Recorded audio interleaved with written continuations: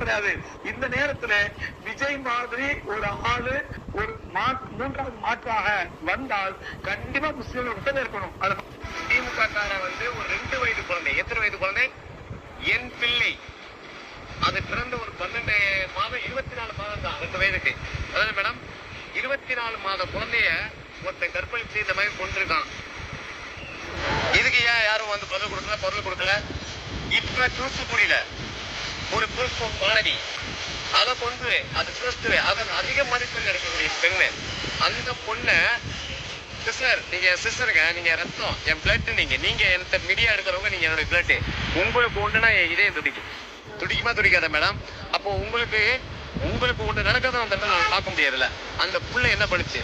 அப்பா அந்த அளவுக்கு நீங்க ஆட்சியை நடத்திட்டு நீங்க என்ன வேணாலும் சொல்றீங்க.